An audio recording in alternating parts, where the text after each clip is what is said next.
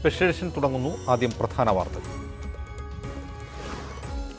ശബരിമല വിഷയത്തിലെ നരേന്ദ്രമോദിയുടെ വിവാദ പ്രസ്താവനയ്ക്കെതിരെ CPM-ഉം കോൺഗ്രസും. അയ്യപ്പന്റെ പേരിൽ പ്രധാനമന്ത്രി പച്ചക്കള്ളം പറയുന്നുവെന്ന് പിണറായി വിജയൻ. ജയിലിൽ അടച്ചത് നിയമവിരുദ്ധ പ്രവർത്തനങ്ങൾ നടത്തിയവരെ. ശബരിമലയിൽ BJP-യുടേത് ഇരട്ടത്താപ്പെന്ന് ചെന്നിത്തല. തിരുവനന്തപുരത്ത് UDF പ്രചാരണം ഊർജിതമാക്കാൻ AICC ഇടപെടൽ. പ്രചാരണ പ്രവർത്തനങ്ങൾ ഏകോപിപ്പിക്കാൻ ഹൈക്കമാൻഡ് പ്രതിനിധി നാനാ പട്ടോളെ തിരുവനന്തപുരത്ത്. PS ശ്രീധരൻപിള്ളയുടെ വർഗീയ പരാമർശത്തിനെതിരെ CPM തെരഞ്ഞെടുപ്പ് കമ്മീഷനും പോലീസിനും പരാതി നൽകി. വോട്ടിംഗ് യന്ത്രങ്ങളിൽ സുതാര്യത ഉറപ്പാക്കണമെന്ന ആവശ്യവുമായി പ്രതിപക്ഷ പാർട്ടികൾ രംഗത്ത്. 50% വിവിപാറ്റുകൾ എണ്ണണമെന്നാവശ്യപ്പെട്ട് വീണ്ടും സുപ്രീം കോടതിയെ സമീപിക്കും. കർണാടകയിൽ എത്തിയ പ്രധാനമന്ത്രിയുടെ ഹെലികോപ്റ്ററിൽ ഉണ്ടായിരുന്ന പെട്ടിയെക്കുറിച്ച് അന്വേഷണം വേണമെന്ന് കോൺഗ്രസ്. UDF ക്യാമ്പയിൻ ആവേശമാക്കാൻ രാഹുൽ ഗാന്ധിയും പ്രിയങ്ക ഗാന്ധിയും കേരളത്തിലേക്ക്. രാഹുലിനും ചൊവ്വാഴ്ചയും ബുധനാഴ്ചയും തെരഞ്ഞെടുപ്പ് റാലികൾ. 20-നെത്തുന്ന പ്രിയങ്ക 2 ദിവസം വയനാട്ടിൽ പ്രചാരണത്തിന്. വിശുദ്ധ വാരാചരണത്തിന് തുടക്കം കുറിച്ച് ക്രൈസ്തവർ ഇന്ന് ഓശാന പെരുന്നാൾ ആചരിച്ചു. നല്ല ഭരണത്തിനായി പ്രാർത്ഥിക്കണമെന്ന് കർദിനാൾ ജോർജ് ആലഞ്ചേരി. വിഷുവിനെ വരവേൽക്കാൻ മലയാളി ഒരുങ്ങി. IPL-ൽ ചെന്നൈ സൂപ്പർ കിങ്സിന് 7ാം ജയം. കൊൽക്കത്തയെ തോൽപ്പിച്ചത് 5 വിക്കറ്റിന്. 2ാം മത്സരത്തിൽ ഡൽഹി ഹൈദരാബാദിനെ നേരിടുന്നു. ഇംഗ്ലീഷ് പ്രീമിയർ ലീഗിൽ ക്രിസ്റ്റൽ പാലസിനെതിരെ മാഞ്ചസ്റ്റർ സിറ്റിക്ക് ജയം. ലിവർപൂൾ ചെൽസി മത്സരം അല്പസമയത്തിനകം. वहां कम्युनिस्टों की सरकार है, ये गठबंधन का हिस्सा है, ये महामिलावटी लोग हैं। वहां पर स्थिति ऐसी पैदा की गई है कि सार्वजनिक तौर पर से कोई भी नागरिक भगवान अयप्पा का नाम तक नहीं ले सकता. ഇങ്ങനൊരു പച്ചക്കള്ളം ഒരു പ്രധാനമന്ത്രി പറയാമോ? അയ്യപ്പന്റെ പേരിൽ രാജ്യത്തെ തെറ്റിദ്ധരിപ്പിക്കാൻ പ്രധാനമന്ത്രിക്ക് അവകാശമുണ്ടോ? തെരഞ്ഞെടുപ്പ് ചട്ടം എല്ലാവർക്കും ബാധകമാണ്, അത് പ്രധാനമന്ത്രിക്കും ബാധകമാണ്. അയ്യപ്പന്റെ പേര് പറഞ്ഞാൽ ജയിലിൽ പോകേണ്ടി വരുമെന്ന് മോദി മംഗലാപുരത്ത് പ്രസംഗിക്കുന്നു. മോദി പച്ചക്കള്ളം പറയുന്നുവെന്ന് മുഖ്യമന്ത്രി പറയുന്നു. ശബരിമല വിഷയം പ്രചാരണ വിഷയമാക്കരുതെന്ന് തെരഞ്ഞെടുപ്പ് കമ്മീഷൻ ആവർത്തിച്ചാവശ്യപ്പെടുമ്പോൾ BJP അത് പ്രചാരണായുധമാക്കുന്നു. കേരളത്തിൽ ശബരിമലയെന്നോ അയ്യപ്പനെന്നോ മിണ്ടാതിരുന്ന മോദി മംഗലാപുരത്തെത്തിയപ്പോൾ അയ്യപ്പന്റെ പേരെടുത്ത് പറഞ്ഞ് തെരഞ്ഞെടുപ്പ് റാലിയെ അഭിസംബോധന ചെയ്യുന്നു. പ്രധാനമന്ത്രിയുടെ അനുഗ്രഹാശിസ്സുകളോടെ BJP കേരളത്തിൽ ലക്ഷ്യം വെക്കുന്നത് എന്താണ് എന്നാണ് ഇന്ന് സ്പെഷ്യൽ എഡിഷൻ പരിശോധിക്കുന്നത്. നമ്മളോടൊപ്പം അതിഥികളായി CPM നേതാവ് SK സജീഷ്, കോൺഗ്രസ് നേതാവ് GV ഹരി, മാധ്യമപ്രവർത്തകൻ VR രാജ്മോഹൻ, ജന്മഭൂമി മുൻ എഡിറ്റർ KVS ഹരിദാസ് എന്നിവർ ചേരും. പ്രധാനമന്ത്രിയുടെ അനുഗ്രഹാശിസ്സുകളോടെ BJP ശബരിമലയുടെയും അയ്യപ്പൻ്റെയും പേര് പറഞ്ഞ് എന്താണ് ഉദ്ദേശിക്കുന്നത് എന്നാണ് ആദ്യം പരിശോധിക്കുന്നത്. ശ്രീ SK സജീഷ്, നരേന്ദ്രമോദി ഇന്നലെ മംഗലാപുരത്ത് പ്രസംഗിച്ചു. അയ്യപ്പൻ്റെ പേര് കേരളത്തിൽ ഉച്ചരിക്കാൻ പാടില്ല, ഉച്ചരിച്ചാൽ അവർ തടവറയിലാകുമെന്നാണ് അദ്ദേഹം പ്രസംഗിച്ചത്. മിനിയാന്ന് കേരളത്തിൽ വന്നുപോയ അദ്ദേഹം പക്ഷേ ശബരിമല എന്ന പേരോ അയ്യപ്പൻ എന്ന പേരോ ഇവിടെ ഉച്ചരിച്ചില്ല. മംഗലാപുരത്ത് ഇത് പ്രസംഗിച്ചത് പച്ചക്കള്ളമാണെന്ന് മുഖ്യമന്ത്രി ഇന്ന് പ്രതികരിക്കുകയും ചെയ്തു. BJP എന്താണ് ലക്ഷ്യം വയ്ക്കുന്നതെന്നാണ് CPM ആരോപിക്കുന്നത്.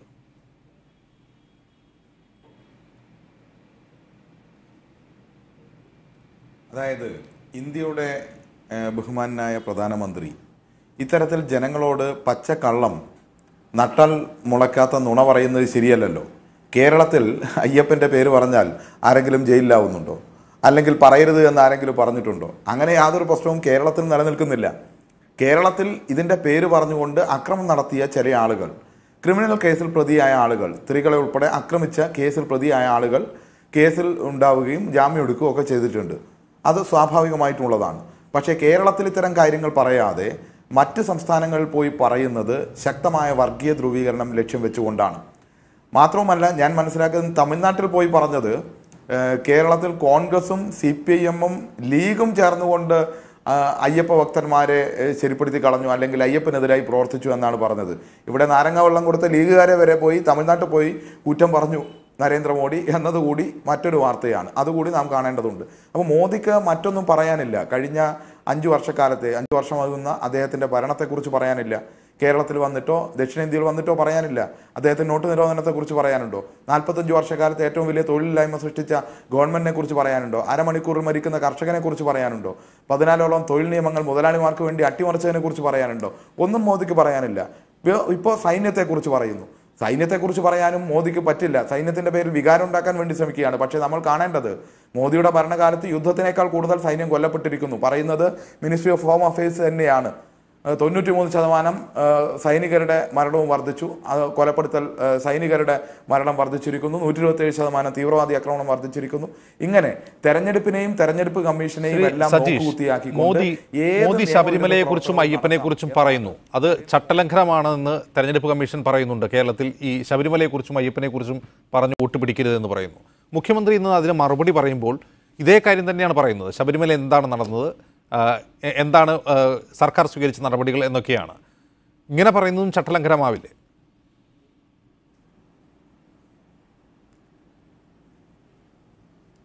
അല്ല, എങ്ങനെയാണ് ദൈവത്തിൻ്റെ, മതത്തിൻ്റെ, ജാതിയുടെ പേര് പറഞ്ഞുകൊണ്ട് അതിൽ പ്രലോഭിപ്പിച്ചുകൊണ്ട് അതിൻ്റെ ഭാഗമായി നിന്നുകൊണ്ട് വോട്ട് ചോദിക്കുക എന്നതാണ് ചട്ടലംഘനത്തിൻ്റെ ഭാഗമായി വരുന്നത്.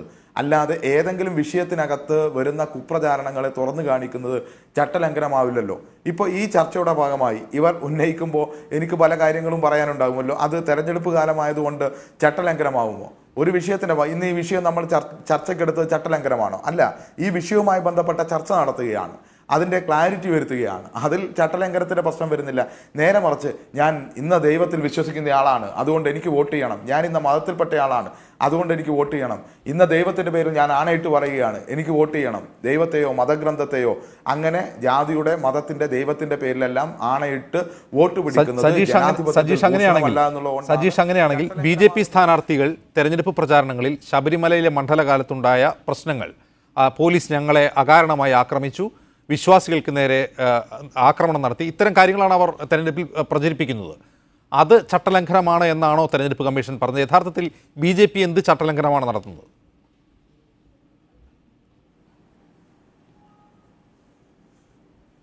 BJP നടത്തുന്നത് ചട്ടലംഘനമാണ് എന്ന് തെരഞ്ഞെടുപ്പ് കമ്മീഷൻ തന്നെ പറയുകയാണ്. കാരണം അയ്യപ്പൻ്റെ പേരിൽ പേര് പറഞ്ഞുകൊണ്ട് വോട്ട് പിടിക്കാൻ വേണ്ടി ശ്രമിക്കുന്നു, അതിൻ്റെ പേരിൽ ആണയിടുന്നു. ഇതെല്ലാം ഇപ്പോൾ അതിൻ്റെ ഭാഗമായി പോസ്റ്ററുകൾ ഇറക്കുന്ന സാഹചര്യം ഉണ്ടാകുന്നുണ്ട്. നമ്മൾ കണ്ടു, ഈ ചിദാനന്ദപുരി തന്നെ അദ്ദേഹത്തിൻ്റെ വീഡിയോ ക്ലിപ്പ് എൻ്റെ ഫോണിനകത്തുണ്ട്. ഞാൻ നേരത്തെ മറ്റൊരു ചർച്ചയിൽ അത് 59 മിനിറ്റുള്ള ഒരു വീഡിയോ ക്ലിപ്പ് ഞാൻ കാണിച്ചു കൊടുത്തിട്ടുണ്ട്, വേണമെങ്കിൽ കാണിക്കാം. അദ്ദേഹം പറഞ്ഞത് എല്ലാ പ്രായത്തിലും പെട്ട സ്ത്രീകൾ ശബരിമലയിൽ കയറണം, ഏതെങ്കിലും സ്ത്രീയെ കയറ്റിയില്ലെങ്കിൽ അത് സ്ത്രീ സമൂഹത്തിനോട് ചെയ്യുന്ന പാവമാണ് എന്ന് പറഞ്ഞ ആളുകളാണ്. ഇപ്പോൾ ജനങ്ങളെ പറ്റിച്ചുകൊണ്ടാണ് ഇതെല്ലാം കൈകാര്യം ചെയ്യുന്നത് എന്നും ജനങ്ങൾക്ക് ബോധ്യമാവും. ഇപ്പോൾ പ്രേരണകുമാരിയാണല്ലോ, ഒരു സുപ്രഭാതത്തിൽ സുപ്രീം കോടതിക്ക് തോന്നിയല്ലോ എല്ലാ പ്രായത്തിലും പെട്ട സ്ത്രീകൾ ശബരിമലയിൽ അങ്ങ് കയറട്ടെ എന്ന്. കയറണം എന്നാവശ്യപ്പെട്ടുകൊണ്ട് അത്തരമൊരു കേസ് ഉണ്ടാക്കിയെടുത്ത് സുപ്രീം കോടതിയിൽ കൊടുത്ത് വിധി വാങ്ങിച്ചു വന്ന പ്രേരണകുമാരി ഇപ്പോൾ ചൗക്കിദാർ ക്യാമ്പയിനുമായി BJP IT സെല്ലിൻ്റെ ഭാഗമായി പ്രവർത്തിക്കുകയാണ്, കൊടിയും പിടിച്ച് പ്രവർത്തിക്കുകയാണ്. അവരാണ് ലീഗിൻ്റെ പതാക പാകിസ്ഥാൻ്റെ പതാകയാണെന്ന് അമിത്ഷായോടൊപ്പം പറഞ്ഞത്. ഇതെല്ലാം നമ്മൾ കണ്ടതാണ്. ഇത്തരം കാര്യങ്ങൾ ഒരു വശത്ത് പ്രചരിപ്പിച്ച് രാഷ്ട്രീയ മുതലെടുപ്പിന് വേണ്ടി വർഗീയത ഉപയോഗിക്കുന്നതാണ് ചട്ടലംഘനമാകുന്നത്.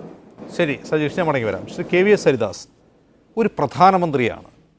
നമ്മുടെ ഇന്ത്യയുടെ ചരിത്രത്തിൽ ഇങ്ങനെ ഏതെങ്കിലും ഒരു പ്രധാനമന്ത്രി ഏതെങ്കിലും തെരഞ്ഞെടുപ്പ് കാലത്ത് ഇങ്ങനെ പ്രസംഗിച്ചിട്ടുണ്ടോ എന്ന് സംശയമാണ്. കേരളത്തിൽ വന്നപ്പോൾ ശബരിമല എന്നൊരു വാക്കോ അയ്യപ്പൻ എന്നൊരു വാക്കോ മിണ്ടാത്ത പ്രധാനമന്ത്രി കോഴിക്കോട് നിന്ന് ഏതാനും കിലോമീറ്റർ അപ്പുറത്ത് മംഗലാപുരത്ത് പ്രസംഗിക്കുന്നു. കേരളത്തിൽ അയ്യപ്പൻ എന്ന പേരുച്ചരിച്ചാൽ ജയിലിൽ പോകേണ്ടി വരുമെന്ന്. മഹാഗഡ്ബന്ധൻ്റെ ആൾക്കാരായ കോൺഗ്രസും CPM എല്ലാം ചേർന്ന് ശബരിമലയെ ഇല്ലായ്മ ചെയ്യാൻ ശ്രമിക്കുന്നു എന്ന് പരസ്യമായി ഒരു തെരഞ്ഞെടുപ്പ് റാലിയിൽ ആരോപിക്കുകയാണ്. തെരഞ്ഞെടുപ്പ് ചട്ടലംഘനമാണ് ഇത്തരം കാര്യങ്ങൾ ഉന്നയിച്ച് വോട്ട് തേടുന്നത് എന്ന് തെരഞ്ഞെടുപ്പ് കമ്മീഷൻ വ്യക്തമാക്കിയ സാഹചര്യത്തിൽ കേരളത്തിൽ വന്നത് പ്രസംഗിക്കാത്ത പ്രധാനമന്ത്രി മംഗലാപുരത്ത് പോയി പ്രസംഗിക്കുന്നു. കേരളത്തിൽ BJP നേതൃത്വം ഇത് തന്നെ പറഞ്ഞുകൊണ്ട് വോട്ട് തേടുന്നു. ഇത് എങ്ങോട്ടാണ് നമ്മുടെ തെരഞ്ഞെടുപ്പ് പ്രക്രിയയെ കൊണ്ടുപോകുന്നത്? അജിംസ, ഇതിൽ ഞാൻ ആദ്യം മുതൽ എനിക്ക് തോന്നിയിട്ടുള്ളൊരു കാര്യം, ഈ ശബരിമല പ്രശ്നം ഉന്നയിച്ചുകൂടാന്ന് പറയാനുള്ള അവകാശം ഈ കമ്മീഷൻ എവിടെയാണ് ഉള്ളത്? ഞാൻ അങ്ങനെ വിചാരിക്കുന്ന ഒരാളാണ്. ആ കമ്മീഷൻ്റെ നിലപാടിനെ ആദ്യമേ തന്നെ ചോദ്യം ചെയ്യേണ്ടതായിരുന്നു എന്ന് വിചാരിക്കുന്ന ഒരാൾ കൂടിയാണ്.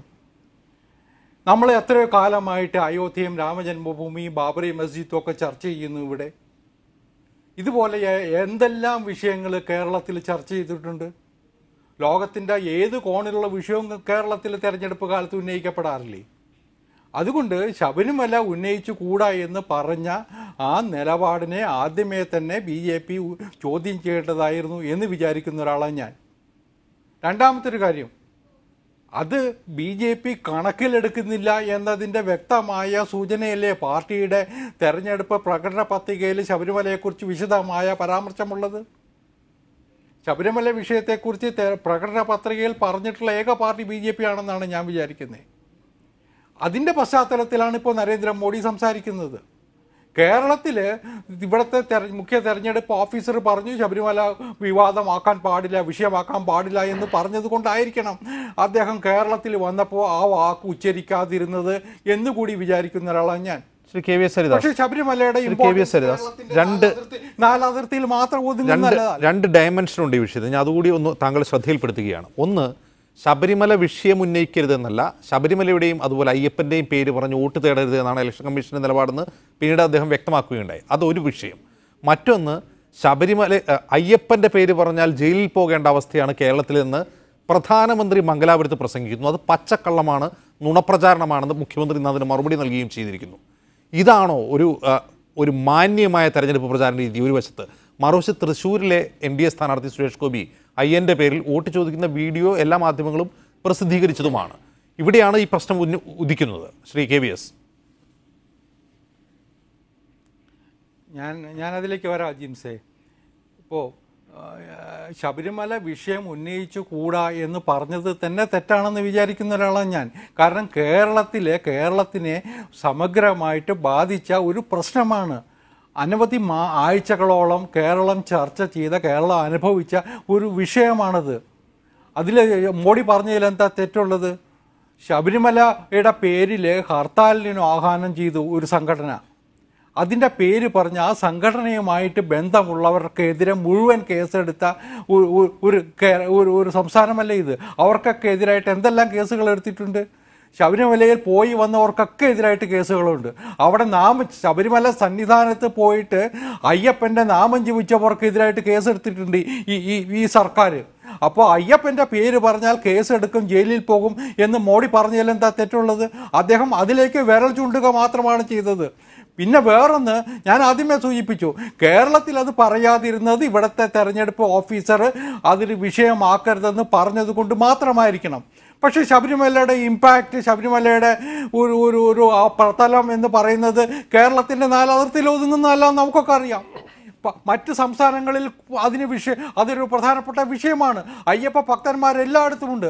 അവരുടെ മനസ്സിലേക്ക് ഈ പ്രശ്നം എത്തിക്കാനുള്ള ചുമതല, ഉത്തരവാദിത്വം BJPയുടെ നേതാവെന്ന നിലയിൽ നരേന്ദ്രമോദിക്കുണ്ട്. അത് അദ്ദേഹം ചെയ്യുന്നു. അതുകൊണ്ട് തന്നെയാണ് BJP ആ വിഷയത്തെ തെരഞ്ഞെടുപ്പ് പ്രകടന പത്രികയിൽ ഉൾക്കൊള്ളിച്ചതും. ഞാൻ വിചാരിക്കുന്നു ഇത് നുണപ്രചാരണം നടത്തരുതെന്ന് മുഖ്യമന്ത്രി പറഞ്ഞിട്ടുണ്ട്. അയ്യപ്പൻ്റെ പേര് ഉച്ചരിച്ചാൽ ജയിലിൽ പോകേണ്ടി വരുമെന്ന് പ്രധാനമന്ത്രി പറഞ്ഞു. നുണയാണ്. താങ്കൾ പറയുന്നു അയ്യപ്പനാമം ജപിച്ചവർക്കെതിരെ കേസെടുത്തിട്ടുണ്ട്, അവരെ ജയിലിൽ അടച്ചിട്ടുണ്ട്. അതിൻ്റെ ശരിതെറ്റുകളിലേക്ക് ഞാൻ വരാം. താങ്കൾ മുമ്പ് സൂചിപ്പിച്ചു ഈ BJPയുടെ പ്രകടന പത്രികയിൽ ദേശീയ തലത്തിൽ സൂചിപ്പിച്ചതാണ് ഈ ശബരിമല വിഷയമെന്ന്. എന്താണ് ആ പ്രകടന പത്രികയിൽ പറയുന്നത്? പ്രകടന പത്രികയിൽ 2 സെൻറ്റൻസാണ് ശബരിമലയെക്കുറിച്ചുള്ളത്. അതിൽ ആദ്യത്തെ വരി ഇങ്ങനെയാണ്: ശബരിമലയിലെ ആചാരങ്ങളെയും അനുഷ്ഠാനങ്ങളെയും കുറിച്ച് സുപ്രീം കോടതിയെ കുറെ കൂടി കോംപ്രഹെൻസീവായി ബോധ്യപ്പെടുത്താൻ ശ്രമിക്കും. ആചാരങ്ങളും അനുഷ്ഠാനങ്ങളും സംരക്ഷിക്കാൻ ഭരണഘടനാപരമായ എല്ലാ പരിശ്രമങ്ങളും നടത്തുമെന്നാണ്.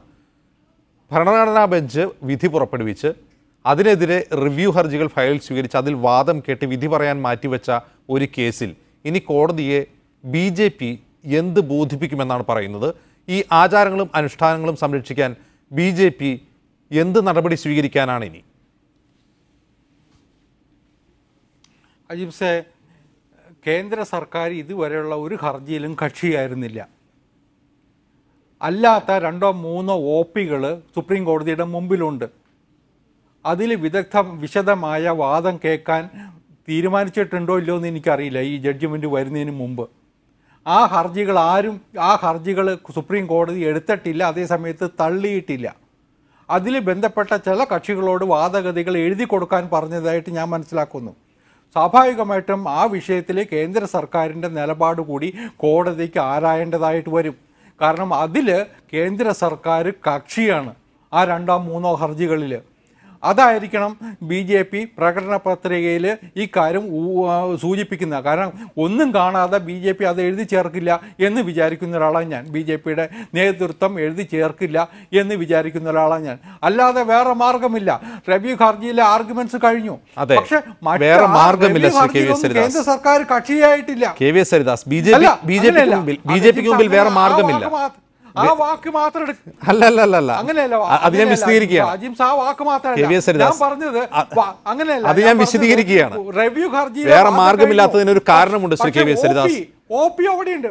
ആ കേസിലെ പ്രധാന ഹർജിക്കാരികളിൽ ഒരാളായിരുന്ന ഇപ്പോൾ ചൗക്കീദാർ പ്രേരണകുമാരി എന്നറിയപ്പെടുന്ന അഭിഭാഷകയായ പ്രേരണകുമാരി ഇപ്പോഴും ആ കേസിൽ കംപ്ലൈൻ്റ് ആണ്. അവർ BJP-കാരിയാണ്. നോക്കൂ, ഇതിൽ ഇരട്ടത്താപ്പ് മുമ്പ് നമ്മൾ പലപ്പോഴും ചർച്ച ചെയ്തതാണ്. BJPയും RSSും വിധി വരുന്നതിന് മുമ്പ് സ്വീകരിച്ച നിലപാടുകൾ, വിധിക്ക് ശേഷം ഇപ്പോൾ തെരഞ്ഞെടുപ്പ് വരുമ്പോൾ മാനിഫെസ്റ്റോയിൽ ഞങ്ങൾ ഇനി കോടതിയെ ബോധിപ്പിക്കുമെന്ന് BJP എഴുതി ചേർക്കുന്നത് എന്തിനെക്കുറിച്ചാണ് താങ്കൾക്ക് പോലും വിശദീകരിക്കാൻ കഴിയുന്നില്ല. എപ്പോഴാണത് വിശദീകരണം നൽകുക? കേസിൽ കക്ഷിയല്ലാത്ത കേന്ദ്ര സർക്കാർ സുപ്രീം കോടതിയെ ഇനി അതിൽ എന്ത് ബോധ്യപ്പെടുത്താനാണ് എന്നൊന്നും വിശദീകരിക്കാൻ കഴിയില്ല. പക്ഷേ ഈ കേസിലെ ആദ്യത്തെ കംപ്ലൈന്റ് ആയിരുന്ന പ്രേരണകുമാരി ഇപ്പോഴും അതിൽ ഹർജിക്കാരിയാണ്. KVS ഹരിദാസ്. അജിംസെ ഞാൻ ഒരു കാര്യം പറയാം. കേന്ദ്ര സർക്കാരിന് ഉൾപ്പെട്ടിട്ടുള്ള ഹർജികൾ സുപ്രീം കോടതിയുടെ മുമ്പിലുണ്ട്. അതിൽ വാദം എഴുതി കൊടുക്കാനായിട്ട് എതിർ കക്ഷികളോട് ഹർജിക്കാരോട് പറഞ്ഞിരുന്നു. അതിൻ്റെ പുറത്ത് കേന്ദ്ര സർക്കാരിൻ്റെ കൂടെ നിലപാട് സുപ്രീം കോടതി കേൾക്കും എന്നുള്ള പ്രതീക്ഷ ഉണ്ടാവണം. അല്ലാതെ പറ്റില്ല. കാരണം കേന്ദ്ര സർക്കാരിനെ കക്ഷിയാക്കിയിട്ടുണ്ടെങ്കിൽ കേന്ദ്രത്തിൻ്റെ നിലപാട് കേൾക്കാതിരിക്കാൻ പറ്റുമോ? അതിനുള്ള അവസരം കേന്ദ്ര സർക്കാരിന് ഇതുവരെ കോടതി കൊടുത്തിട്ടില്ല. കൊടുക്കും ഞാനിപ്പോഴും. കക്ഷിയാവുമ്പോഴല്ലേ കോടതിയെ ബോധിപ്പിക്കാൻ പറ്റുള്ളൂ. റിവ്യൂ ഹർജിയിലല്ല, അല്ലാത്ത ഒറിജിനൽ പെറ്റീഷൻസ് ഉണ്ട്, റിട്ട് പെറ്റീഷൻസ് ഉണ്ട് കോടതിയുടെ മുമ്പിൽ. അത് കണ്ടില്ലെന്ന് നമുക്ക് നടിക്കാൻ പറ്റുമോ? 3 or 4 ഉണ്ട്. ആ റിട്ട് പെറ്റീഷൻസിൽ കേന്ദ്ര സർക്കാർ എതിർകക്ഷിയാണ്. അല്ലാന്ന് പറയാൻ പറ്റുമോ? ആണല്ലോ അത്. അതിൽ എതിർകക്ഷിയാണ് ഒന്ന്. 2, അതിൽ അവരുടെ വാദം എഴുതി നൽകാനാണ് പറഞ്ഞിട്ടുള്ളത്. ഇനി വേറെ ട്രയൽ നടക്കുമെന്ന് നമുക്ക് പ്രതീക്ഷിക്കാനും കഴിയില്ല. ഇനി ആ റിവ്യൂ ഹർജിയിൽ വരാൻ പോകുന്ന ഒരു വിധി പ്രഖ്യാപനമാണ് ശ്രീ KVS. അല്ല, ഞാനതിൽ കേന്ദ്ര സർക്കാരിൻ്റെ നിലപാട് കോടതി ആരായും എന്ന് തന്നെ വിചാരിക്കുന്ന ഒരാളാണ് ഞാൻ. കാരണം കേന്ദ്ര സർക്കാരിനെ ഇഗ്നോർ ചെയ്തുകൊണ്ട് ഈ കാര്യത്തിലൊരു നിലപാടെടുക്കാൻ കോടതിക്ക് ബുദ്ധിമുട്ടായിരിക്കും. കാരണം ആ നിലയിലുള്ള ഒരു 2-3 റിട്ട് പെറ്റീഷൻസ് അവിടെ മുമ്പിലുണ്ട്. കോടതിക്ക് മുന്നോട്ട് പോകണമെങ്കിൽ പോകാം. കാരണം റിവ്യൂ പെറ്റീഷൻസ് മാത്രമാണ് പരിഗണിക്കുന്നതെങ്കിൽ കേന്ദ്ര സർക്കാരിൻ്റെ അഭിപ്രായം കേൾക്കേണ്ടതില്ല. പക്ഷേ റിട്ട് പെറ്റീഷൻസ് കോടതി പരിഗണിക്കുന്നുണ്ടെങ്കിൽ കേന്ദ്രത്തിൻ്റെ നിലപാട് കേൾക്കേണ്ടി വരും, അറിയേണ്ടി വരും, അന്വേഷിക്കേണ്ടി വരും. യാതൊരു സംശയമില്ല. ശരി. ശ്രീ GV ഹരി, മോദി മംഗലാപുരത്ത് നടത്തിയ പ്രസംഗം കോൺഗ്രസിനെയും CPM-നെയും ശബരിമല വിഷയത്തിൽ പ്രതിക്കൂട്ടിൽ നിർത്തുന്നതാണ്. മഹാഗഡ്ബന്ധൻ്റെ ആൾക്കാരാണ് ഇവരാണ് ഈ പ്രശ്നം വഷളാക്കുന്നതെന്നായിരുന്നു പ്രസംഗിച്ചത്. പക്ഷേ മോദിയുടെ പ്രസംഗത്തിനെതിരെ പുറത്തു വന്ന ശക്തമായ പ്രതികരണങ്ങളിലൊന്ന് പിണറായി വിജയൻ്റെതാണ്. ശബരിമല വിഷയത്തിൽ BJPക്ക് ഇരട്ടത്താപ്പാണ് എന്ന് മാത്രമാണ് പ്രതിപക്ഷ നേതാവ് രമേശ് ചെന്നിത്തലയുടെ പ്രതികരണം ഉണ്ടായിരുന്നത്. പക്ഷേ ഇത് നടത്തുന്നത് നുണപ്രചാരണമാണ് എന്ന് പറഞ്ഞുകൊണ്ട് മോദിയുടെ ആരോപണത്തിന് മുനയൊടിക്കാനാണ് പിണറായി വിജയൻ ശ്രമിച്ചത്. BJP എന്താണോ ഈ തെരഞ്ഞെടുപ്പിൽ ലക്ഷ്യം വയ്ക്കുന്നത് അത് തന്നെയാണ് കോൺഗ്രസിൻ്റെയും ലക്ഷ്യം, പരോക്ഷമായിട്ടാണെങ്കിലും എന്നല്ലേ രമേശ് ചെന്നിത്തലയുടെ പ്രതികരണം വ്യക്തമാക്കുന്നത്? അതിനങ്ങനെയല്ല അജിംസെ കാണേണ്ടത്. അത് തെറ്റായൊരു വ്യാഖ്യാനമാണ് താങ്കളുടെ. നോക്കൂ, നമ്മൾ ജീവിക്കുന്നത് ഒരു ഡിജിറ്റൽ യുഗത്തിലാണെന്ന് KVSും അതോടൊപ്പം തന്നെ BJPയും ഒക്കെ മറന്നുപോകുന്നു. ജനങ്ങൾക്ക് കൃത്യമായ വിവരങ്ങൾ സ്വരൂപിക്കാനും ആ വിവരങ്ങളെ കൃത്യമായി തന്നെ അപഗ്രഥിക്കുവാനൊക്കെയുള്ള കഴിവ് നമ്മുടെ രാജ്യത്തെ ജനങ്ങൾക്കുണ്ട്. അതുകൊണ്ട് തന്നെ ഈ കാര്യത്തിൽ എന്താണ് സംഭവിച്ചിട്ടുള്ളത് എന്നുള്ളത് വളരെ കൃത്യമായി കേരളത്തിലെ ജനങ്ങൾക്കറിയാം. താങ്കൾക്കറിയാമല്ലോ, നമ്മുടെ രാജ്യത്ത് ഏറ്റവും കൂടുതൽ സാക്ഷരതയുള്ള സംസ്ഥാനം നമ്മുടെ സംസ്ഥാനമാണ്. ഏറ്റവും കൂടുതൽ ആളുകൾ സാക്ഷരത അല്ലെങ്കിൽ എഴുതാനും വായിക്കാനും അറിയുന്ന ആളുകൾ. ഇവിടെ നേരത്തെ സജീഷ് സൂചിപ്പിച്ചതുപോലെ ചൗക്കീദാർ പ്രേരണകുമാരി കൊടുത്ത കേസാണിത്. ആ കേസ് വന്നു. ആ കേസിൻ്റെ വിധി വന്നപ്പോൾ KVSൻ്റെ പത്രം എഴുതിയത് താങ്കൾക്ക് ഓർമ്മയുണ്ടാവുമെന്ന് എൻ്റെ വിശ്വാസം. അദ്ദേഹം എഴുതിയത് ചരിത്ര വിധി എന്നാണ് ജന്മഭൂമി അതിൻ്റെ തലക്കെട്ട് കൊടുത്തത്. അങ്ങനെ തലക്കെട്ട് കൊടുത്ത ജന്മഭൂമി കുറച്ച് ദിവസം കഴിഞ്ഞപ്പോൾ BJP അതിൻ്റെ സുവർണാവസരമാക്കി മാറ്റിയ കാഴ്ചയാണ് നമ്മൾ കേരളത്തിൽ കണ്ടിട്ടുള്ളത്. ഇവിടെ നമുക്ക് അജിംസ് നേരത്തെ സൂചിപ്പിച്ചതുപോലെ നമുക്കൊരു പെരുമാറ്റച്ചട്ടമുണ്ട്. എന്തിനാണ് ഈ പെരുമാറ്റച്ചട്ടം? നമ്മൾ ജീവിക്കുന്ന ഒരു സാംസ്കാരിക വിദ്യാഭ്യാസ സാമൂഹ്യപരമായിട്ട് ഔന്നത്യമുള്ള ഒരു സമൂഹത്തിനകത്താണ്. അവിടെ സ്വാഭാവികമായും ഒരു തെരഞ്ഞെടുപ്പ് നീതിപൂർവമായിരിക്കണം, അതിനകത്ത് മറ്റ് ഇടപെടലുകൾ ഒന്നും ഉണ്ടാകാൻ പാടില്ല എന്നുള്ളത് കൊണ്ടാണ് ഒരു പെരുമാറ്റച്ചട്ടം നമ്മുടെ രാജ്യത്ത് നിലവിലുള്ളത്, പ്രത്യേകിച്ച് തെരഞ്ഞെടുപ്പ് വരുമ്പോൾ. ആ തെരഞ്ഞെടുപ്പ് വരുമ്പോൾ കഴിഞ്ഞ ദിവസം താങ്കൾ ശ്രദ്ധിച്ചിട്ടുണ്ടാവും, കേന്ദ്ര തെരഞ്ഞെടുപ്പ് കമ്മീഷൻ്റെ ഒരു പരാമർശത്തിൽ കേരളത്തിൽ നിന്നാണ് ഈ മാതൃകാ പെരുമാറ്റച്ചട്ടത്തിൻ്റെ ആദ്യ അലയൊലികൾ ഉണ്ടാകുന്നതും അത് സ്വീകരിച്ചുകൊണ്ടാണ് രാജ്യം മുഴുവൻ ഇത്തരത്തിൽ ഇതുമായി ബന്ധപ്പെട്ടിട്ടുള്ള മാതൃകാ പെരുമാറ്റച്ചട്ടത്തെക്കുറിച്ച് ശക്തമായിട്ടുള്ള ഇടപെടൽ ഉണ്ടാവുകയും ചെയ്യുന്നത്. അപ്പം ഞാനടക്കമുള്ള പൊതുപ്രവർത്തകർ അല്ലെങ്കിൽ BJPയുടെ നേതാക്കന്മാർ, CPMൻ്റെ നേതാക്കന്മാരെല്ലാം തെരഞ്ഞെടുപ്പ് വരുമ്പോൾ സ്വാഭാവികമായും മതചിഹ്നങ്ങൾ ഉപയോഗിക്കാൻ പാടില്ല, അതോടൊപ്പം മതത്തെയും ജാതിയെയും ആളുകളെ തമ്മിൽ തല്ലിപ്പിക്കുന്ന തരത്തിലുള്ള പ്രവർത്തനങ്ങൾ അതിങ്ങനെ അല്ലെങ്കിൽ ആളുകളെ ഇളക്കി വിടാൻ പാടില്ല എന്നുള്ളത് കൊണ്ടാണ് ശബരിമല ഇവിടുത്തെ ഏറ്റവും വലിയ കോൺട്രവേഴ്ഷ്യൽ ആയിട്ടൊരു വിഷയമാണ്. ആ കോൺട്രവേഴ്സി ഉണ്ടാക്കിയ ആളുകളാണ് ഇപ്പോൾ ഇരുന്ന് സംസാരിക്കുന്നത്. അവരാണ് അധികാരത്തിൽ വരുമ്പോൾ ഇനി ഞങ്ങൾ ഓർഡിനൻസിലൂടെ അല്ലെങ്കിൽ മറ്റു കാര്യങ്ങളിലൂടെ സുപ്രീം കോടതിയെ ബോധ്യപ്പെടുത്തുമെന്ന് പറയുന്നത്.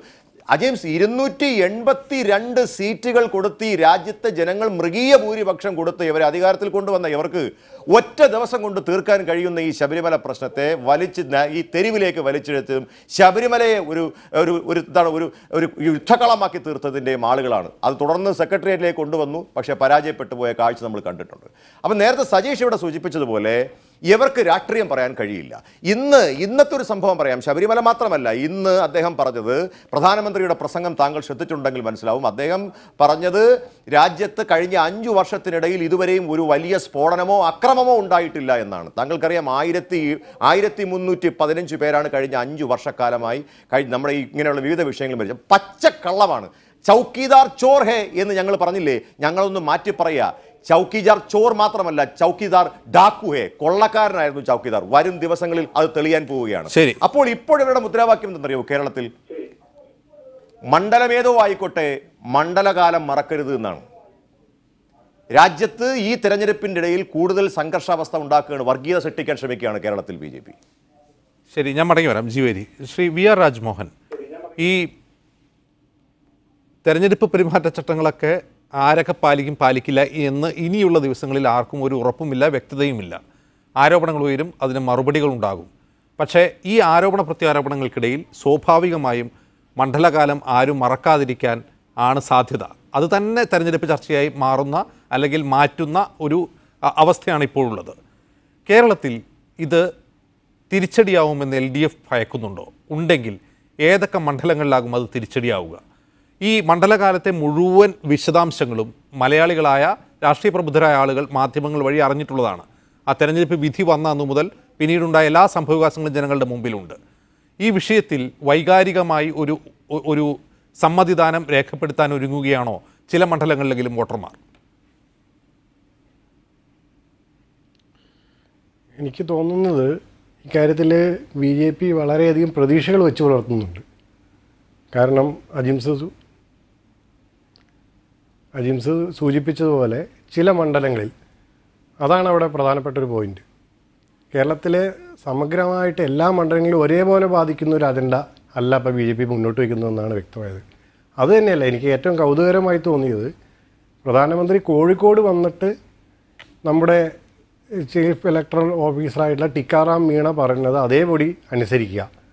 ഇപ്പോൾ ശ്രീ KVS ഇപ്പോൾ പറയുണ്ടായി, അദ്ദേഹം ഇവിടെ അത് പാലിച്ചു, പുറത്ത് പോയി മംഗലാപുരത്ത് അത് പാലിച്ചില്ല. കാരണം മംഗലാപുരത്ത് ടിക്കാറാം മീണ അല്ലല്ലോ എന്നുള്ള രീതിയിലാണ്. അത് തന്നെ എന്തൊരു വൈരുദ്ധ്യമാണ്, എന്ത് തമാശയാണത്. അപ്പോൾ ഓരോ മണ്ഡലങ്ങളിലും ഓരോ അജണ്ട, അല്ലെങ്കിൽ സംസ്ഥാനം മാറുമ്പോൾ അദ്ദേഹം തന്നെ തൊട്ടുമുമ്പ് സൂചിപ്പിക്കേണ്ടായി ഇത് ഇന്ത്യ മുഴുവൻ വ്യാപിപ്പിക്കുമെന്നും പറയുകയും ചെയ്തു.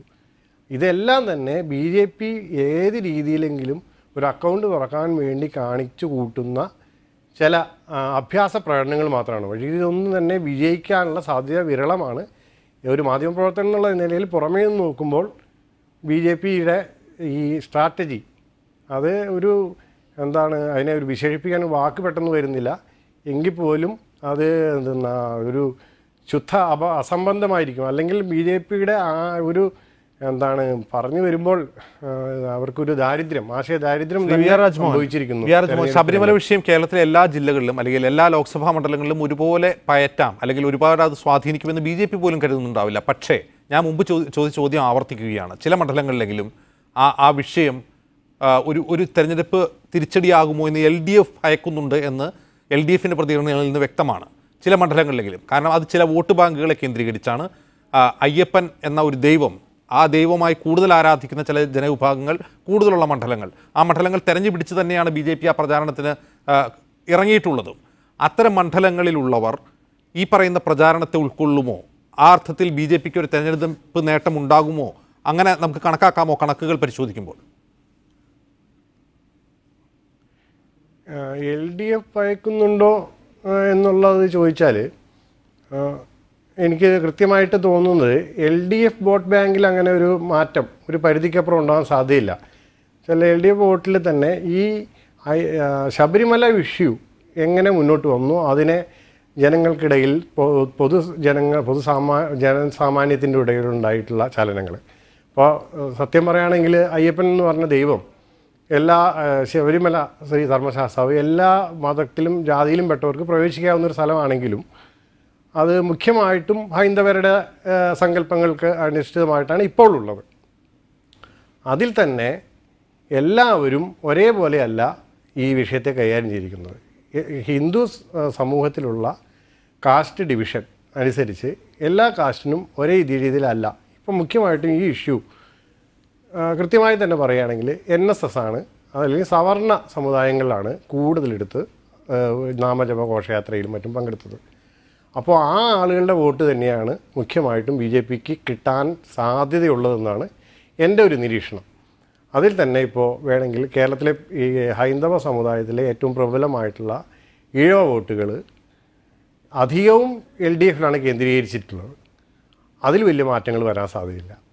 ശരി, ഈ നായർ വോട്ടുകളിൽ ശരി, നേരത്തെ കിട്ടിക്കൊണ്ടിരുന്ന വോട്ടുകളിൽ ശ്രീ SK സജീഷ്, ഈ മണ്ഡലകാലത്തുണ്ടായ സംഭവവികാസങ്ങളെല്ലാം മാധ്യമങ്ങൾ വഴി പൊതുജനങ്ങളുടെ മുമ്പിലുണ്ട്, ഇപ്പോൾ വോട്ട് ചെയ്യാൻ പോകുന്നവരുടെ മുമ്പിലുണ്ട്. അവിടെ എന്താണ് നടന്നത്, ഏതൊക്കെ പാർട്ടികൾ, ഏതൊക്കെ കക്ഷികൾ, ഏതൊക്കെ സംഘടനകൾ എന്തൊക്കെ നിലപാട് മുമ്പ് സ്വീകരിച്ചു, പിന്നീട് സ്വീകരിച്ചു, അവരുടെ നിലപാടുകളിൽ വന്ന മാറ്റം എങ്ങനെയാണ്, ഭരണകക്ഷിയും സർക്കാരും അതിനോട് എങ്ങനെയാണ് പ്രതികരിച്ചത് എന്നെല്ലാം ജനങ്ങളുടെ മുമ്പിൽ വ്യക്തമാണ്. കാരണം 4-5 മാസത്തോളം തുടർച്ചയായി മാധ്യമങ്ങൾ, കേരളത്തിലെ മലയാള മാധ്യമങ്ങൾ അത് തന്നെയാണ് മുഖ്യ ചർച്ചയാക്കിയിരുന്നത്. അപ്പോൾ ജനങ്ങൾ ഇതേക്കുറിച്ച് ബോധവാന്മാരാണ് എന്നിരിക്കെ BJP ഇനി മണ്ഡലകാലം മറക്കരുത് എന്ന് പറഞ്ഞാൽ എന്താണ് ഛേദം LDFന്?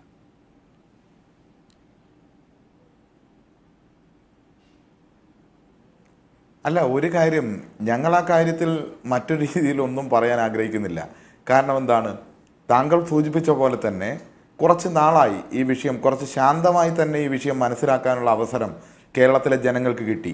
അപ്പോൾ ഉണ്ടാകുന്ന മാറ്റം എന്താണ്, ഇതിൽ ഇരട്ടത്താപ്പ് കാണിച്ചത് ആര് എന്നത് വ്യക്തമായിരിക്കുന്നു. ശ്രീ KVS പോലും മറുപടി താങ്കളുടെ ചോദ്യത്തിന് പോലും അദ്ദേഹം മറുപടി പറഞ്ഞില്ല.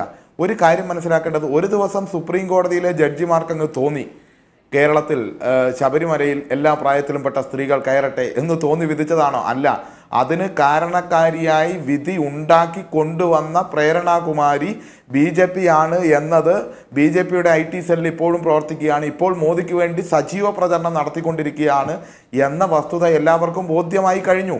അതിനപ്പുറത്തേക്ക് നേരത്തെ ഈ വിഷയം വന്നപ്പോൾ BJP സ്വീകരിച്ച നിലപാടും നേരത്തെ നമ്മളെല്ലാം പറഞ്ഞ പോലെ തന്നെ സുവർണാവസരമായി കണ്ടതും ചരിത്രപരമായി ചരിത്രവിധി എന്ന് പറഞ്ഞ് സ്വാഗതം ചെയ്തതും പിന്നെ 14 ദിവസമായി വ്രതം ചുരുക്കണമെന്ന് സുരേന്ദ്രൻ പറഞ്ഞതും പിന്നെ ആചാരാനുഷ്ഠാനങ്ങൾ ലംഘിച്ചതെല്ലാം ഇവർ തന്നെയാണ് എന്നതും വത്സന്തിയിൽ ലങ്കേരി പൃഷ്ഠം കാണിച്ചതും കെ സുരേന്ദ്രൻ ഇരുമുടിക്കെട്ട് വലിച്ചെറിഞ്ഞതും എല്ലാം രാഷ്ട്രീയ ലക്ഷ്യത്തിന് വേണ്ടി ചെയ്തതാണ് എന്ന് ജനങ്ങൾ തിരിച്ചറിഞ്ഞു കഴിഞ്ഞു. അതുകൊണ്ട് ഇനി ഈ വിഷയം ചർച്ച ചെയ്യുമ്പോൾ ആ വിഷയത്തിൽ ശക്തമായ തിരിച്ചടിയാണ് ഭക്തരായ വിശ്വാസികളുടെ ആളുകളുടെ ഭാഗത്ത് പോലും ഉണ്ടാകുന്നത്.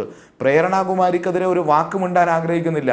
ശ്രീ KVS പോലും പറയില്ല, പറയാൻ വേണ്ടി പറ്റില്ല എന്നുള്ളതുകൊണ്ടാണ്. അദ്ദേഹം പറയട്ടെ, അദ്ദേഹം പറയില്ല.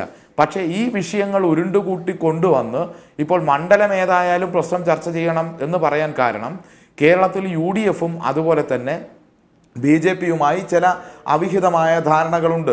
അതിൻ്റെ അടിസ്ഥാനത്തിൽ തിരുവനന്തപുരം മണ്ഡലത്തിൽ അവർക്ക് ജയിക്കാനുള്ള സാഹചര്യം ഒരുക്കി കൊടുക്കുന്നു. അതാണല്ലോ തിരുവനന്തപുരം മണ്ഡലത്തിലെ സ്ഥാനാർത്ഥി തന്നെ പരാതിയുമായി വന്നത്.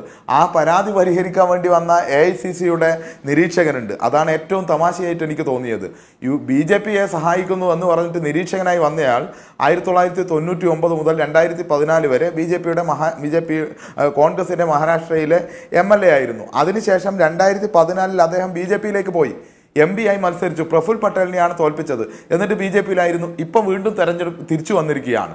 അങ്ങനെ ഒരാളെ എപ്പോഴും BJP-യിൽ പോവുകയും തിരിച്ചു വരികയും ശീലമുള്ള ആളെ ഇപ്പോൾ നിരീക്ഷകനായി തന്നെ വെച്ചിരിക്കുന്നു. അതുകൊണ്ട് തന്നെ നമുക്ക് കൂട്ടി വായിക്കേണ്ടതുണ്ട്. എതിർപ്പാളയത്തെക്കുറിച്ച് നന്നായി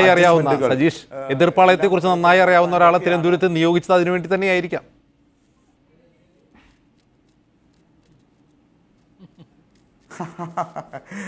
അജിൻ ഷാ, നമുക്ക് അങ്ങനെ ഒരു തമാശക്ക് വേണമെങ്കിൽ പറയാം. എപ്പോഴും അങ്ങോട്ടും ഇങ്ങോട്ടും ചാടുന്ന ഒരാളെ പിടിച്ചിട്ട് നിരീക്ഷകനായി വെച്ചിരിക്കുന്നു. ശശി തരൂരിന്റെ കരച്ചിൽ തുടരുകയാണ്. അതിന്റെ ഭാഗമായി ചിലപ്പോൾ K മുരളീധരനും K സുധാകരനും ഒക്കെ ചിരി ഇവിടെ തുടരുകയാണോ എന്ന് സംശയമുണ്ട്. എല്ലാം ജനങ്ങൾ ശ്രീ ജി വി ഹരി, ഈ മണ്ഡലകാലത്ത് സർക്കാർ സ്വീകരിച്ച നടപടികൾക്കെതിരെ കോൺഗ്രസ് BJP-യോടൊപ്പമോ അല്ലെങ്കിൽ BJP-യേക്കാൾ ശക്തമായോ കോൺഗ്രസ് ഈ സർക്കാരിനെ വിമർശിച്ചിരുന്നു. പക്ഷെ നോക്കൂ, വിശ്വാസികളോടൊപ്പമാണ് നിങ്ങളെന്ന് നിങ്ങൾ അന്നും പറഞ്ഞിരുന്നു, ഇപ്പോഴും പറയുന്നു. പക്ഷേ മോദി മംഗലാപുരത്ത് പ്രസംഗിക്കുമ്പോൾ നിങ്ങളെല്ലാം കൂട്ടിക്കെട്ടുകയാണ്. മഹാഗഡ്ബന്ധന്റെ ഭാഗമായ കോൺഗ്രസും CPM-ഉം മുസ്ലിം ലീഗും എന്നാണ്. മുസ്ലിം ലീഗിലെ ചില പ്രവർത്തകർ വിശ്വാസികൾക്ക് നാരങ്ങാവെള്ളം വരെ കൊടുത്തവരാണ്. അയ്യപ്പ ഭക്തന്മാർക്ക് വഴിയരികിൽ നാരങ്ങാവെള്ളം വിതരണം ചെയ്തവരാണ് ലീഗുകാർ. അവരെയും നിങ്ങളെയും CPM-നെയും എല്ലാം മഹാഗഡ്ബന്ധന്റെ ആൾക്കാർ എന്നാണ് മോദി ആക്ഷേപിക്കുന്നത്. ജി വി ഹരി, അദ്ദേഹം ഇതും പറയും, ഇതിൻ്റെ അപ്പുറം പറയും. അജിംസെ കേട്ടിട്ടില്ലേ, ഇവിടെ പാകിസ്ഥാനിൽ വയനാട്ടിൽ രാഹുൽജി വന്നപ്പോൾ അവർ പറഞ്ഞത് അവിടെ പാകിസ്ഥാനിലെ കൊടിയാണ് കണ്ടതെന്നാണ്. ഒന്നാമത് ഈ കാര്യങ്ങളെക്കുറിച്ച് ഒരു ധാരണയില്ലാത്ത ആളുകളാണ് ഇതിനകത്തുള്ള ആളുകൾ മുഴുവൻ. അപ്പോൾ ഇത് പാകിസ്ഥാൻ്റെ IUML-ന്റെ കൊടി കണ്ടിട്ടത് പാകിസ്ഥാൻ്റെ കൊടിയാണെന്ന് വിളിച്ചു പറയാൻ കഴിയുന്നവർക്ക് ഇതെല്ലാം ഇതിൻ്റെ അപ്പുറവും പറയും. പക്ഷേ എനിക്ക് മനസ്സിലാവാത്തത് സജീഷിനെ പോലുള്ള ആളുകൾ ഇവരെ സപ്പോർട്ട് ചെയ്യുന്നുണ്ട്. ഞങ്ങൾ ഇതിനകത്ത് ഒരു കാര്യം പറയട്ടെ, തിരുവനന്തപുരത്തെക്കുറിച്ച് അദ്ദേഹം പരാമർശമുണ്ട്. സജീഷിൻ്റെ ഒരു അറിവിലേക്കായിട്ട് ഞാൻ അല്പം കണക്ക് പറയാം. അജീഷ്, 7 മണ്ഡലങ്ങളാണ് അജിംസെ നമുക്ക് തിരുവനന്തപുരത്തുള്ളത്. ഇവർ നെയ്യാറ്റിങ്കര 63,559 വോട്ടിന് ജയിച്ചിട്ടുണ്ട് ഇവരുടെ മണ്ഡലം. കോവളത്ത് ഞങ്ങൾ ജയിച്ചു, പാറശാല ഇവർ ജയിച്ചു, നേമത്ത് BJP ജയിച്ചു, LDF വട്ടിയൂർക്കാവിൽ ഞങ്ങൾ ജയിച്ചു, കഴക്കൂട്ടത്ത് ഇവർ ജയിച്ചു, തിരുവനന്തപുരത്ത് ഞങ്ങൾ ജയിച്ചു. ഞാൻ ചോദിക്കട്ടെ, എന്താ മറിച്ചു കൊടുക്കാൻ തീരുമാനമുണ്ടോ സജീഷേ? ഇങ്ങനെ നമ്മളും നിങ്ങളും ഇവിടെ ജയിച്ചു നിൽക്കുന്ന ഒരു സ്ഥലത്ത് ഒരു മണ്ഡലത്തിൽ മാത്രം നിൽക്കുന്ന എങ്ങനെയാണ് ഇവിടെ ശശി തരൂർ തോറ്റുപോകും താങ്കൾ പറയുന്നത്? എനിക്കത് മനസ്സിലാവുന്നില്ല ആ കണക്ക്. അപ്പൊ അതിന്റെ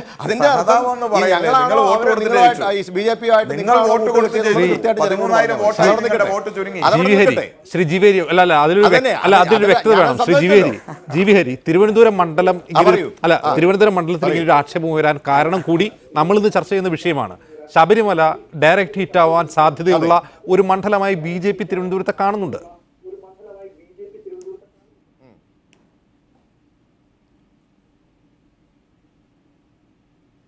ശ്രീ ജി വി ഹരി, എനിക്ക് താങ്കൾ പറഞ്ഞത് പൂർണ്ണമായിട്ട് കിട്ടിയില്ല. അതായത് തിരുവനന്തപുരത്തെ ഏറ്റവും കൂടുതൽ ആളുകൾ ശബരിമല ഒരു ഡയറക്റ്റ് ഹിറ്റായി മാറാൻ സാധ്യതയുള്ള ഒരു മണ്ഡലമായി, ഒരു ലോക്സഭാ മണ്ഡലമായി BJP കാണുന്നുണ്ട്.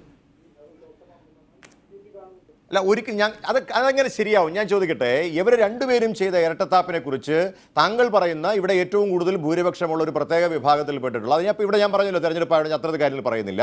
അങ്ങനെയുള്ള ഒരു വിഭാഗത്തെ സംബന്ധിച്ചിടത്തോളം അവർക്കത് വ്യക്തമായി കഴിഞ്ഞു. അതാണ് ഇപ്പോൾ ഞാൻ പറയാൻ ഉദ്ദേശിക്കുന്നത്. സജീഷ് പറഞ്ഞല്ലോ ഇവരെ എടുത്ത നിലപാടാണ് ഇവിടെ ശരിയായിരുന്നുള്ളത്. എന്താ ഈ മണ്ഡലകാലത്തുണ്ടായിരുന്ന നവോത്ഥാനം തെരഞ്ഞെടുപ്പ് കാലത്ത് CPM-ന്റെ ഭാഗത്തുനിന്നുണ്ടാകാത്തത്? ഇപ്പോൾ കഴിഞ്ഞ ദിവസങ്ങളിൽ ശബരിമല തുടങ്ങിയപ്പോൾ അവിടെ പോലീസുകാരവിടെ നിന്നുകൊണ്ട് ഈ 18 വയസ്സിന് താഴെയുള്ള അല്ലെങ്കിൽ 15 വയസ്സിന് 12 വയസ്സിന് മുകളിലുള്ള സ്ത്രീകളെ ആരും ഇപ്പോൾ കയറ്റി വിടുന്നില്ലല്ലോ CPM. എന്താ കാര്യം? എന്താ അത് ചെയ്യാത്തത് സജീഷേ? നിങ്ങളുടെ നവോത്ഥാനം അവസാനിച്ചോ മണ്ഡലകാലത്തോടു കൂടി? അപ്പം നിങ്ങൾ രണ്ടുപേരും ചെയ്തത് ഈ പറഞ്ഞതുപോലെ ഈ വിഷയത്തെ കൃത്യമായി നിങ്ങൾ രാഷ്ട്രീയവൽക്കരിക്കുക ചെയ്തത്. പക്ഷെ ഞങ്ങൾ ചെയ്തെടുത്ത് തന്നെ നിൽക്കുക. ഞങ്ങൾ എന്താ ചെയ്തത്? ഡോക്ടർ ശശി തരൂര് ഒരൊറ്റ MP ആണ് അവിടെ ഈ പാർലമെന്റിൽ ഇതിനൊരു ഓർഡിനൻസ് ഇറക്കണമെന്ന് ആവശ്യപ്പെട്ടത്. ഇവർക്ക് KV സാറിന് ഇവിടെ 3 MP-മാരുണ്ടല്ലോ, രാജ്യസഭയിലാണ് എങ്കിൽ പോലും 3 MP-മാരുണ്ടല്ലോ. ഒരു വാക്ക് ഇവർ സംസാരിച്ചോ ഇതിനെക്കുറിച്ച്? ശബരിമലയെക്കുറിച്ച് ഒരു വാക്ക്? സുരേഷ് ഗോപി ഉണ്ടായിരുന്നു, അതോടൊപ്പം V മുരളീധരൻ ഉണ്ടായിരുന്നു, കണ്ണന്താനം ഉണ്ടായിരുന്നു. എന്താ അവർ ചോദിച്ചത്? ചോദിച്ച ഒരൊറ്റ ആളേ ഉള്ളൂ, ഡോക്ടർ ശശി തരൂർ. ശശി തരൂർ പറഞ്ഞു, ലോക്സഭയിൽ പറഞ്ഞു, നിങ്ങൾക്ക് ഇത്രയും ഭൂരിപക്ഷം ഉണ്ടല്ലോ, ഈ വിഷയം കത്തി നിൽക്കുകയാണ് കേരളത്തിൽ, വലിയ പ്രശ്നമാണ്, നിങ്ങളൊരു ഓർഡിനൻസിലൂടെയെങ്കിലും മിനിമം ഒരു ഓർഡിനൻസ്, ജല്ലിക്കെട്ടിൻ്റെ കാര്യത്തിൽ ഒരു ഓർഡിനൻസ് കൊണ്ടുവന്നില്ലേ? അപ്പോൾ കേരളത്തെ അവർക്ക് വേണ്ട. കേരളത്തെ അവർ കാണുന്നേ ഇല്ല. ഇപ്പം തെരഞ്ഞെടുപ്പ് വന്നപ്പോൾ കേരളത്തിൽ അയ്യപ്പനെ ഉപയോഗിക്കാൻ ശ്രമിക്കുന്നു, ശബരിമല ഉപയോഗിക്കാൻ ശ്രമിക്കുന്നു. അതുകൊണ്ടാണ് ശ്രീ ടിക്കാറാം വീണയെ പോലുള്ള ആളുകൾ ശക്തമായ നിലപാട് കേരളത്തിൽ സ്വീകരിച്ചത്.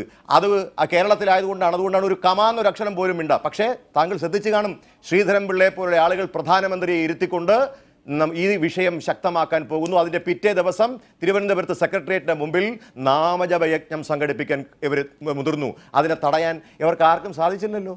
ഇവിടുത്തെ ഒരു സംവിധാനത്തിനും സാധിച്ചില്ലല്ലോ. അപ്പോൾ ഇവിടെയാണ് നമ്മൾ കാണേണ്ടത്. അതുകൊണ്ടാണ് അജിം ഷാ ഞാൻ നേരത്തെ സൂചിപ്പിച്ചത്, കേരളത്തിലെ ജനങ്ങൾക്ക് കൃത്യമായി കാര്യങ്ങളെ അപഗ്രഥിക്കാനുള്ള കഴിവുണ്ട്. അവർക്കറിയാം, അവർ തിരഞ്ഞെടുപ്പിൽ ആളുകളെ രാഷ്ട്രീയ പാർട്ടികളെ ജയിപ്പിക്കാനല്ല ശബരിമലയിൽ പോകുന്നത്. അവരെ സംബന്ധിച്ചിടത്തോളം ഒരു വിശ്വാസത്തിൻ്റെ ഭാഗമാണ്. ആ വിശ്വാസം എല്ലാ മതക്കാർക്കുമുണ്ട്. ആ വിശ്വാസവും തെരഞ്ഞെടുപ്പുമായി കൂട്ടിക്കുഴയ്ക്കുന്ന രാഷ്ട്രീയ പാർട്ടികളെ തിരിച്ചറിയാനുള്ള വിവരവും കേരളത്തിലെ ഉണ്ടെന്ന് ഞാൻ വിശ്വസിക്കുന്നു. ശ്രീ കെ.വി.എസ്. ഹരിദാസ്, കാര്യങ്ങളെ വസ്തുനിഷ്ഠമായി സമീപിക്കുന്ന ഒരു മാധ്യമപ്രവർത്തകൻ കൂടിയാണല്ലോ താങ്കൾ. BJP ഇതുവരെ സ്വീകരിച്ച നിലപാടുകൾ, ആ നിലപാടുകളിലെ മാറ്റം, ശ്രീധരൻപിള്ളയുടെ ഗോൾഡൻ ഓപ്പർച്യൂണിറ്റി പ്രഖ്യാപനം, ഇപ്പോൾ തെരഞ്ഞെടുപ്പ് സമയത്ത് അവർ കൂടുതൽ വർദ്ധിത വീര്യത്തോടെ അതെടുത്ത് ഉപയോഗിക്കാനുള്ള ശ്രമം, ഇതിനെയൊക്കെ മലയാളികളായ വോട്ടർമാർ വെള്ളം തൊടാതെ വിഴുങ്ങും എന്നെങ്ങനെയാണ് വിശ്വസിക്കുക? ഇത്രയും നിലവാരം കുറഞ്ഞ ചിന്താശേഷിയുള്ള ആളുകളാണോ മലയാളികൾ? ഇതെല്ലാം ജനങ്ങൾ കണ്ടുകൊണ്ടിരിക്കുന്നതല്ലേ? കഴിഞ്ഞ 6-7 മാസമായി നമ്മൾ ഇത് തന്നെ ചർച്ച ചെയ്തുകൊണ്ടിരിക്കുകയാണ്.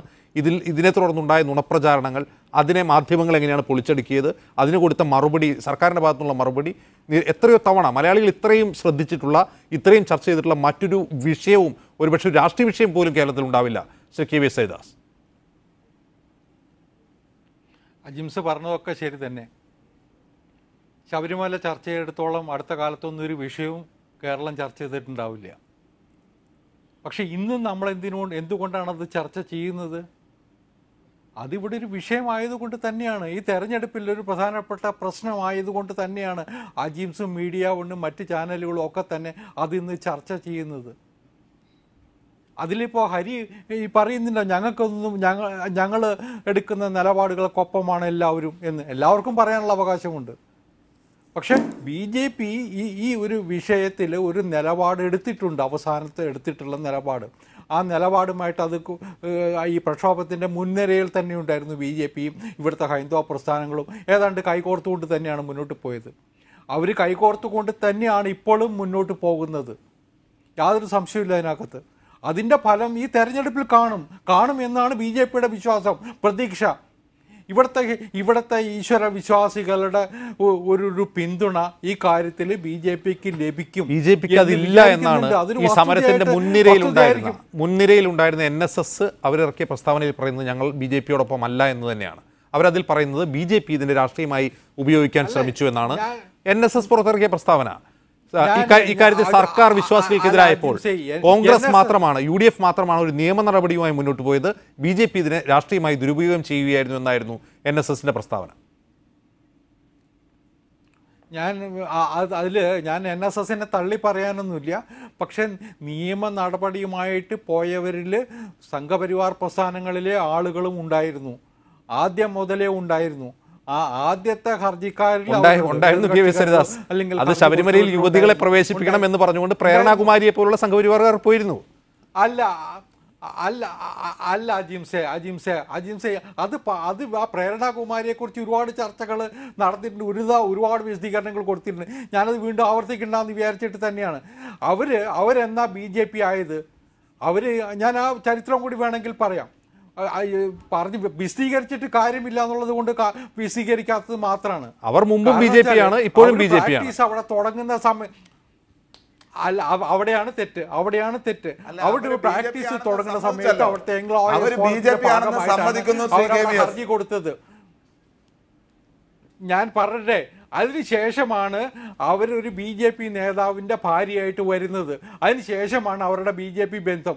അതിനൊക്കെ വർഷങ്ങൾക്ക് എത്രയോ വർഷമായിട്ട് ഈ ഹർജി സുപ്രീം കോടതിയിൽ കിടക്കുന്നു.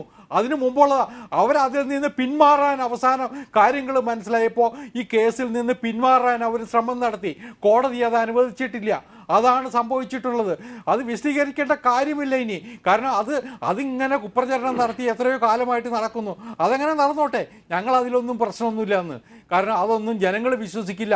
ഈ പറഞ്ഞു നടക്കുന്നവർക്ക് എത്രയോ കാലമായിട്ട് പറയുന്നു, അതൊന്നും ജനങ്ങളിലേക്ക് ഏക്കാൻ പോകുന്നില്ല. തെരഞ്ഞെടുപ്പ് കഴിയുമ്പോൾ നമുക്ക് കാര്യങ്ങൾ വ്യക്തമാവും. ശരി, ശ്രീ വി ആർ രാജ്മോഹൻ, ഈ പറയുന്ന താങ്കൾ മുമ്പ് സൂചിപ്പിച്ചു ഇതൊന്നും ഈ പറയുന്ന വോട്ട് ബാങ്കിനെ തീരെ സ്വാധീനിക്കാത്ത ഒന്നാണ് എന്ന്. പക്ഷേ നമ്മൾ മണ്ഡലകാലത്ത് കണ്ടതാണ്, പതിവായി ക്ഷേത്രങ്ങളിൽ പോകുന്ന അല്ലെങ്കിൽ മതാഭിമുഖ്യമുള്ള സ്ത്രീകൾ ആരും തന്നെ ഇത്തരത്തിൽ ഞങ്ങൾ സ്വയം സജ്ജരായി മണ്ഡലകാലത്ത് മല കയറാൻ വേണ്ടി ഇറങ്ങുന്നു എന്ന രീതിയിൽ ആരും തന്നെ കേരളത്തിൽ നിന്ന് എത്തിയിട്ടുണ്ടായിരുന്നില്ല. കുറച്ച് ആക്ടിവിസ്റ്റ് സ്വഭാവമുള്ള സ്ത്രീ സ്വാതന്ത്ര്യത്തിന് വേണ്ടി വാദിക്കുന്ന വിശ്വാസികളായ സ്ത്രീകളാണ് എത്തിയത്. ഈ പറയുന്ന ഞാൻ മുമ്പ് സൂചിപ്പിച്ച കാറ്റഗറിയിൽ പെടുന്ന വോട്ട് ബാങ്കിനെ BJPയുടെ പ്രചാരണം തീരെ സ്വാധീനിക്കില്ല എന്നാണോ താങ്കളുടെ വാദം? ഞാൻ അത് പറയുമ്പോൾ ഒരു കാര്യം വ്യക്തമായിട്ട് പറഞ്ഞു. ഇന്ന് തന്നെ പുറത്തു വന്ന മറ്റൊരു മാധ്യമ സ്ഥാപനം ഒരു ചാനൽ കൊണ്ടുവന്നിട്ടുള്ള ഒരു അഭിപ്രായ സർവേയിൽ 59% പേരും ഇത് ശബരിമല വിഷയം വോട്ടാകില്ലെന്ന് സൂചിപ്പിച്ചതായിട്ട് അറിയാൻ കഴിഞ്ഞു. അപ്പോൾ ഈ ഒരു കാര്യം മനസ്സിലാക്കേണ്ടത്, ഇത് ഹൈന്ദവ സമുദായം മാത്രമല്ല, ബഹുഭൂരിപക്ഷം ഹൈന്ദവ സമുദായം എന്ന് മാത്രമേ ഉള്ളൂ. ന്യൂനപക്ഷങ്ങളായിട്ടുള്ള ക്രിസ്ത്യൻ, മുസ്ലിം സമുദായങ്ങൾ ഇവിടെ വേറെയുണ്ട്. നേരത്തെ ഞാൻ സൂചിപ്പിച്ചു, ഇതിൽ തന്നെ ഈ ശബരിമല ഇഷ്യൂവിനെ ഗൗരവമായിട്ട് കാണുന്ന, പുറത്ത് രാമജപ ഘോഷയാത്രയായി ഇറങ്ങി തിരിച്ച കുറച്ച് പേരുണ്ട്. ഇതെല്ലാം കൂടി കൂട്ടിക്കിഴിക്കുമ്പോൾ ഈ ശബരിമല ഇഷ്യൂ മാത്രമാണ് കേരളത്തിനെ ബാധിക്കുന്നൊരു ഇഷ്യൂ ആയിട്ട് ജനങ്ങൾ വോട്ടർമാരെടുത്തതെന്ന് എവിടെ പറയാൻ സാധിക്കും? ആർക്ക് പറയാൻ സാധിക്കും? അതുകൊണ്ടാണ് ഞാൻ വളരെ വ്യക്തമായിട്ട് തന്നെ സൂചിപ്പിച്ചത്, ഇത് വോട്ടാകുന്ന കാര്യത്തിൽ ഒന്നാമത് നമ്മൾ മലയാളികൾക്ക് സഹജമായിട്ടുള്ള മറവി എന്നുള്ള രോഗമുണ്ട്. ഈ വെള്ളപ്പൊക്കം ഇത്രയും ദുരിതം അനുഭവിച്ചതിൻ്റെ ഏതാനും ദിവസങ്ങൾക്ക് ശേഷമാണ് ശബരിമലയായിട്ട് ബന്ധപ്പെട്ട് ഇറങ്ങിയത്. ശബരിമല ഇപ്പോൾ എൻ്റെ അഭിപ്രായത്തിൽ BJPയുടെ ഹോർഡിങ്ങിൽ ഈ മണ്ഡലം ഏതായാലും മണ്ഡലകാലം മറക്കരുതെന്ന് എഴുതി വെക്കാൻ തന്നെ കാരണം ഇത് മറന്നു പോകുന്നുള്ളതുകൊണ്ട് അവരത് എഴുതി വെച്ചേക്കണമെന്നാണ് എനിക്ക് തോന്നുന്നത്. മറക്കരുതെന്നുണ്ട്. അവസാനത്തെ ഒരു പിടുത്തത്തിന് വേണ്ടിയാണ് ഈ കഴിഞ്ഞ ദിവസം നോക്കിയത്. ഈ സുരേഷ് ഗോപി പറഞ്ഞത്, അദ്ദേഹത്തിൻ്റെ ഒരു ബൗദ്ധിക നിലവാരം എന്താണെന്നുള്ളത് സിനിമയിലെ പഞ്ച് ഡയലോഗ് പോലെ ഈ ആളുകളെ കാണുമ്പോൾ ആവേശത്തിൽ അദ്ദേഹം പറഞ്ഞു. രാജ്മോഹൻ ഉണ്ണിത്താൻ കോൺഗ്രസ്സുകാരൻ വേറൊരു രീതിയിൽ പറഞ്ഞു. ഈ രണ്ടുപേര് പറഞ്ഞതല്ലാതെ കേരളത്തിൽ പ്രധാനമന്ത്രി വളരെ കൗശലക്കാരനാണ്. അദ്ദേഹത്തിന് അറിയാം ഇവിടെ ഒന്ന് പറഞ്ഞാൽ ഉള്ള വോട്ടും നഷ്ടപ്പെടാൻ സാധ്യതയുണ്ട്. അതുകൊണ്ട് ആരാധന എന്നൊക്കെ പറഞ്ഞ് ശ്രീ രാജ്മോഹൻ ഒരു കാര്യം കൂടി, ഈ പറയുന്ന രീതിയിൽ BJP സ്വാഭാവികമായി 3-ാം സ്ഥാനത്ത് ഇതിനു മുമ്പുള്ള ട്രാക്ക് റെക്കോർഡ് പരിശോധിക്കുമ്പോൾ 3-ാം സ്ഥാനത്ത് എത്തിയിരുന്ന പല മണ്ഡലങ്ങളിലും അവർ 2-ാം സ്ഥാനത്തേക്ക് വരുന്നുവെന്ന് ചില സർവേകളും അല്ലാത്ത തരത്തിലുള്ള പ്രചാരണങ്ങളുമുണ്ട്. ഇതൊരു പക്ഷേ ഏതെങ്കിലും ഒരു മുന്നണിക്ക് സാധ്യത നൽകുന്ന, BJPക്ക് അല്ലാത്ത ഏതെങ്കിലും ഒരു മുന്നണിക്ക് സാധ്യത നൽകുന്ന ഒരു ക്രോസ് വോട്ടിങ്ങിലേക്ക് നയിക്കുമോ അവസാന നിമിഷം? അതിനുള്ള സാധ്യതയുണ്ട്. ക്രോസ് വോട്ടിംഗ് ഇവിടെ നടക്കാനുള്ള സാധ്യത കൃത്യമായിട്ടുണ്ട്. ശരി, ശ്രീ SK സജീഷ്, അത് ഗുണം ചെയ്യുക LDFനായിരിക്കും ഒട്ടുമിക്ക മണ്ഡലങ്ങളിലും. ഇങ്ങനെ BJP മുന്നേറാൻ സാധ്യതയുള്ള മണ്ഡലങ്ങൾ എന്ന് പറയുന്ന മണ്ഡലങ്ങളിൽ LDFനായിരിക്കില്ല അത് സാധ്യത നൽകുക.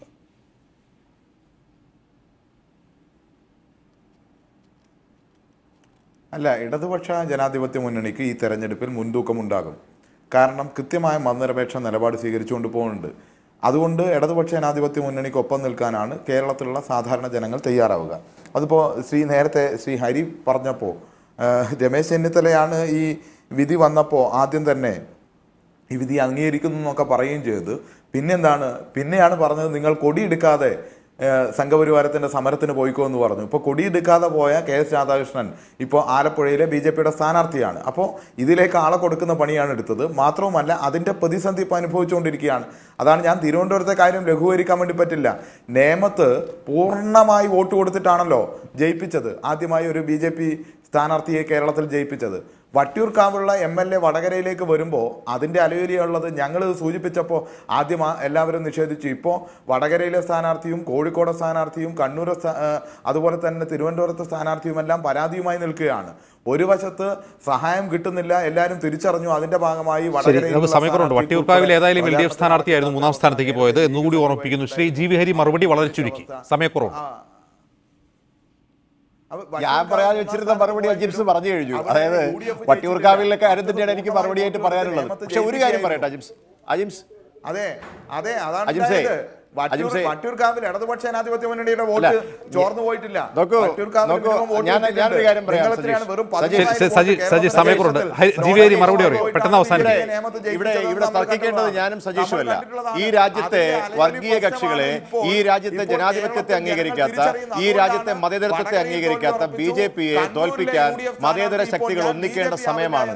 അല്ലാതെ ഞാനും സജീഷും കൂടെ ഇവിടെ അങ്ങോട്ടും ഇങ്ങോട്ടും ചർച്ച ചെയ്യുന്നതിന് പകരം BJP-യെ എങ്ങനെ തോൽപ്പിക്കാൻ കഴിയുമെന്ന് ആലോചിക്കേണ്ട. കാരണം BJP എന്ന് പറയുന്ന പാർട്ടി ഈ രാജ്യത്ത് വർഗീയത വളർത്താൻ ശ്രമിക്കുന്ന പാർട്ടിയാണ്. ആ പാർട്ടിയെ നമ്മൾ തകർക്കാനാണ് ശ്രമിക്കേണ്ടത്. അല്ലാതെ ഞാനും സജീഷും പരസ്പരം പോരാടിയത് കൊണ്ട് കാര്യമില്ല. വർഗീയ പാർട്ടിയായ BJP അധികാരത്തിൽ വരാതിരിക്കുവാനുള്ള എല്ലാ ശ്രമങ്ങളും ആരാണ് മുഖ്യ ശത്രു എന്ന കാര്യത്തിൽ ഒരു തീരുമാനം ഇനിയുമായിട്ടില്ല എന്നാണ് തെരഞ്ഞെടുപ്പിന്റെ ഏറ്റവും അവസാനത്തെ ആ പ്രചാരണ ഘട്ടത്തിലേക്ക് കടക്കുമ്പോൾ തന്നെ മനസ്സിലാകുന്നു. വളരെ നന്ദി Shri Sajeesh, GV Hari, VR Rajmohan, Shri KVS Haridas ഈ ചർച്ചയിൽ പങ്കെടുത്തതിന് പ്രതികരിച്ചതിന്.